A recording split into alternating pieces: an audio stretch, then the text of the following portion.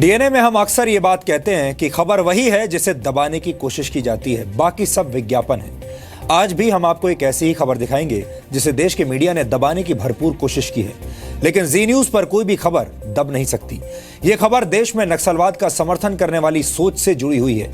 इस पूरी खबर के बारे में हम आपको विस्तार से बताएंगे, लेकिन सबसे पहले हम इस देश के डिजाइनर पत्रकारों को इंग्लैंड के पूर्व प्रधानमंत्री और प्रसिद्ध कूटनीतिज्ञ विंस्टन चर्चिल की कही एक बहुत महत्वपूर्ण बात बताना चाहते हैं। विंस्टन चर्चिल ने कहा था, courage is what it takes to stand up and speak, courage is also what it takes to sit down and listen. यानी खड़े होकर बोलने के लिए साहस चाहिए होता है, लेकिन बैठकर सुनने के लिए भी साहस की जरूरत होती है। हमारी आज की पहली खबर छत्तीसगढ़ से आई है और इसे देखने, सुनने और समझने के लिए नैतिक साहस की जरूरत है। हम चाहते हैं कि जेएनयू में देश विरोधी नारे लगाने वाले छात्र, देश विरोधी चैप्टर पढ़ाने वाले प्रोफेसर्स और अफजल प्रेमी गैंग के पत्रकार आज हमारी बात ध्यान से सुने। कुछ दिन पहले देशद्रोह की इन तस्वीरों ने जेएनयू का नाम खराब किया था और उस वक्त जेएनयू के पक्ष में ये तर्क दिए गए थे कि इस विश्वविद्यालय के छात्रों और प्रोफेसर्स की सोच देशद्रोही नहीं है। लेकिन एक बार फिर जेएनयू गलत कारणों की वजह से चर्चा में है। आरोप है कि जेएनयू और दिल्ली यूनिवर्सिटी के 2 प्रोफेसर्स और उनके कुछ साथियों ने छत्तीसगढ़ के दूर दराज के गांवों में जाकर गांव वालों से मुलाकात की और उन्हें नक्सलवादियों का समर्थन करने के लिए उकसाया। छत्तीसगढ़ के बस्तर जिले के स्थानीय लोगों ने बाकायदा पुलिस में शिकायत की है कि इन प्रोफेसर्स ने गांव वालों को धमकी दी और कहा कि अगर वो नक्सलियों की मदद नहीं करेंगे तो उनकी जान को खतरा होगा। यानी जो गांव वाले नक्सलियों का साथ नहीं देना चाहते, जो खुद नक्सलियों के आतंक से पीड़ित हैं और देश की अखंडता पर भरोसा करते हैं, ऐसे गांव वालों को भड़काकर उनका मनोबल तोड़ा जा रहा है। 2005 से लेकर 2016 तक छत्तीसगढ़ में नक्सली हिंसा में 2415 लोग मारे जा चुके हैं। इनमें 721 आम नागरिक, 890 सुरक्षाकर्मी और 804 नक्सली शामिल हैं। आप समझ सकते हैं कि नक्सलवाद के नाम पर कैसे नक्सलियों ने पिछले 12 वर्षों में खूनी खेल खेला है। इसके बावजूद आपको हमारे देश में ऐसे लोग मिल जाएंगे जो नक्सलियों की सोच का समर्थन करते हैं। यह बहुत दुख और चिंता की बात है। हमें लगता है कि देश की अखंडता से प्यार करने वाले लोग इस खबर को देखकर आज जरूर परेशान हो जाएंगे।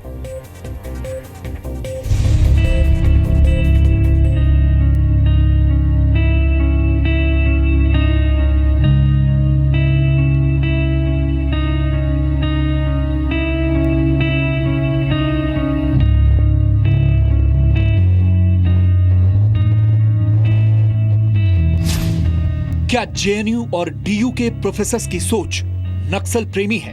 उन लोग के साथ अच्छा मिल के रहो।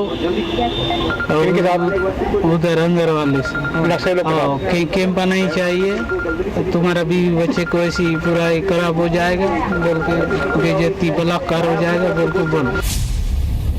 क्या प्रोफेसर्स के मन में नक्सलियों के लिए हमदर्दी है? हम पागल नहीं है कि हम ऐसी चीज बोलेंगे। क्या जेएनयू और डीयू के प्रोफेसर्स नक्सलवाद के फूल उगा रहे हैं? क्या आपको पता है ये कौन लोग हैं? पता नहीं कौन है, तो हम लोग पत्रकार हैं बोले डिनाई नहीं करते कि हम उस गांव में गए थे।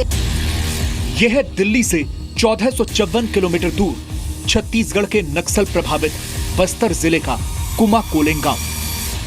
नक्सल प्रभावित ये गांव आजकल सुर्खियों में है और इसकी वजह है जवाहरलाल नेहरू विश्वविद्यालय यानी जेएनयू और दिल्ली विश्वविद्यालय के ये प्रोफेसर।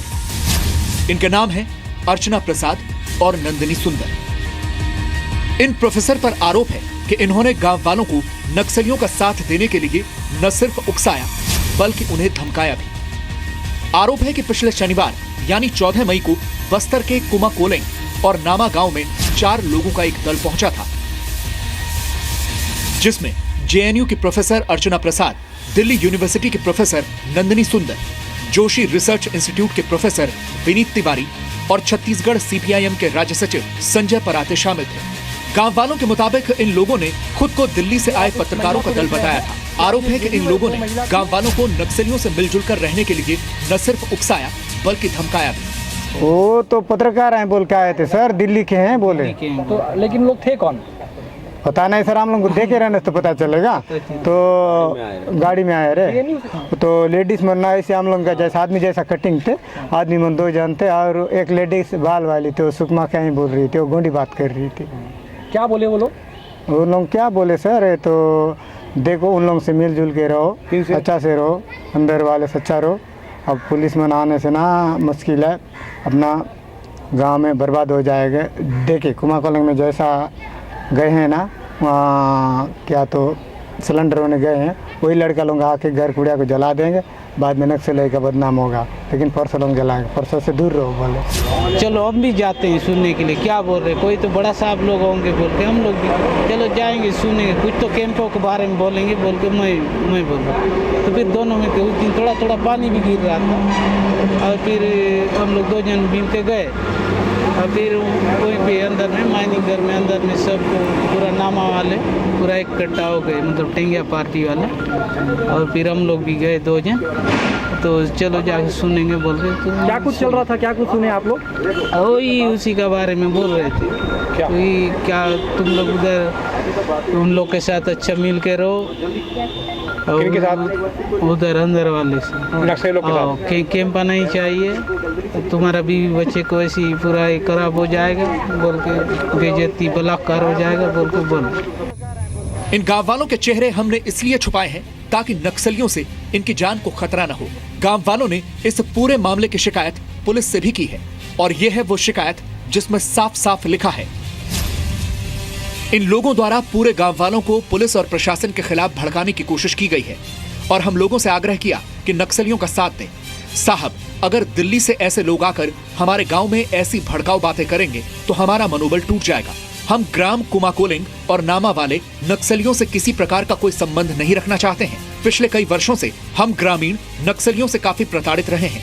अब शासन और पुलिस हमें नक्सलियों से बचा के एक अच्छा जीवन जीने के लिए हमारे साथ मिलकर काम कर रहे हैं। तो ऐसे में ये बाहरी लोग हमारे गांव में आकर हम लोगों को फिर से उसी दलदल में वापस जाने के लिए मीटिंग लेकर भड़का रहे हैं।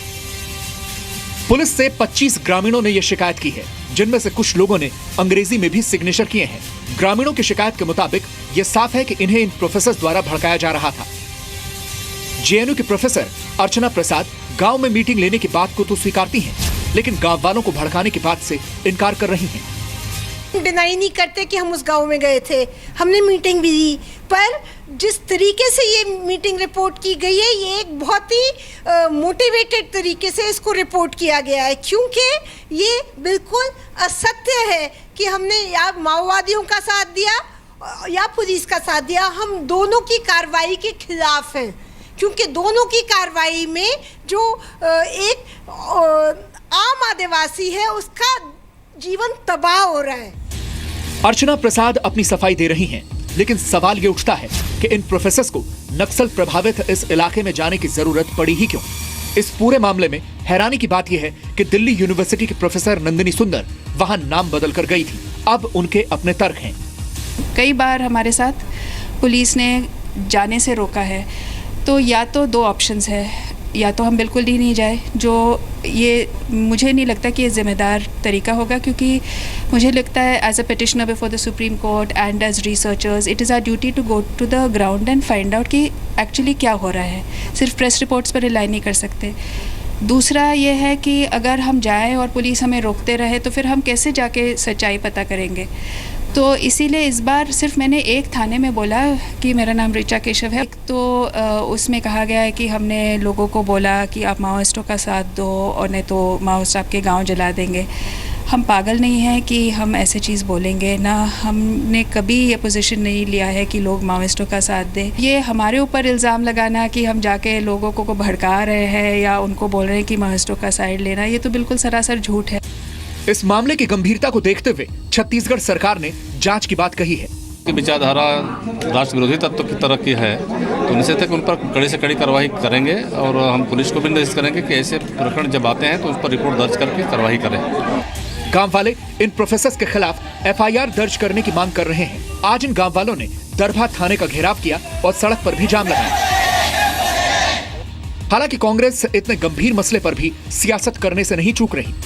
बस्तर में जिस तरीके से भाजपा सरकार की पुलिस के द्वारा बुद्धिजीवियों मानवाधिकार कार्यकर्ताओं, अधिवक्ताओं, पत्रकारों और विपक्षी दल के नेताओं को, जनप्रतिनिधियों को निशाना बनाया जा रहा है, उसे देखते हुए इस पूरे मामले की स्वतंत्र निष्पक्ष एजेंसी के द्वारा जांच कराने से सारे तथ्य उजागर हो पाएंगे। इन प्रोफेसर्स को बस्तर ले जाने वाले सीपीआईएम छत्तीसगढ़ के सचिव संजय पराते पूरे मामले को झूठ बता रहे हैं। ये राज्य प्रायोजित जो है भ्रम फैलाए जा रहे हैं, पूरी तरीके से झूठा, बकवास और गैर यथार्थवादी बात। आरोप गंभीर है, इसलिए सवाल उठना भी लाजमी है। हालांकि सच्चाई जांच के बाद ही सामने आएगी, लेकिन अगर ये आरोप सही साबित होते हैं तो जेएनयू के लिए ये मसला गंभीर होगा, क्योंकि पहले ही ये संस्थान अपने छात्रों की देशद्रोही नारेबाजी की वजह से बदनाम हुआ है और अब प्रोफेसर्स पर नक्सलियों से हमदर्दी के आरोप लग रहे हैं। दिल्ली से रूफी जैदी और पवन नारा के साथ सुदीप त्रिपाठी, जी मीडिया, बस्तर, छत्तीसगढ़। हमने इस रिपोर्ट को तैयार करते हुए काफी सावधानी बरती है। हमने इस रिपोर्ट में जिन गांव वालों से बात की, उनकी पहचान जानबूझकर छुपाई गई है, क्योंकि अगर इनकी पहचान जाहिर हो गई तो नक्सली इन्हें मार डालेंगे।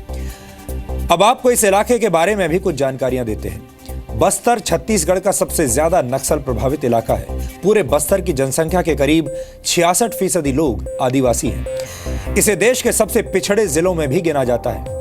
ऐसे इलाकों में सड़क, संचार, स्वास्थ्य सेवाओं और स्कूलों की बेहद कमी होती है और यही वजह है कि इस जिले में नक्सली अपनी विचारधारा से वहां के आम लोगों को सरकार के खिलाफ भड़काकर आसानी से प्रभावित कर लेते हैं। नक्सली हमलों में हजारों लोगों की जानें गई हैं। ऐसे में इस सोच का समर्थन करने का आरोप एक बहुत गंभीर विषय है। हमें लगता है कि इस मामले की गहरी जांच होनी चाहिए और दोषियों को सजा मिलनी चाहिए। ये खबर देखकर आपको अंदाजा हो गया होगा कि हमारे देश में नक्सलवाद की जड़ें कितनी गहरी हैं और नक्सलवाद के पौधे को किस तरह पेड़ बनाया जाता है। आमतौर पर नक्सल प्रभावित इलाकों से कोई आवाज बाहर नहीं आती और अगर कोई आवाज आती भी है तो उसे हमारे मीडिया के बड़े बड़े पत्रकार अपनी दूषित संपादकीय नीतियों से दबा देते हैं। अब हैरानी की बात यह है कि इस देश के मेन स्ट्रीम मीडिया ने यह खबर अभी तक नहीं दिखाई। यह इस देश की विडंबना है कि जेएनयू में देशद्रोही नारे लगाने वालों का इंटरव्यू लेने के लिए बड़े बड़े पत्रकार वहां पर लाइन में खड़े नजर आते हैं, लेकिन जब ऐसी देशद्रोही सोच से जुड़ी हुई कोई खबर या खबरें सामने आती हैं तो ये तमाम कथित वरिष्ठ पत्रकार गायब हो जाते हैं, इन खबरों को दिखाते नहीं। इन आदिवासियों के समर्थन में बड़े बड़े कॉलम नहीं लिखे जाएंगे, टीवी स्टूडियोज में बहस नहीं होगी, सोशल मीडिया पर अभियान नहीं चलाए जाएंगे। हमें लगता है कि ये गलत परंपरा है और आज हम इस परंपरा को तोड़ने की कोशिश कर रहे हैं।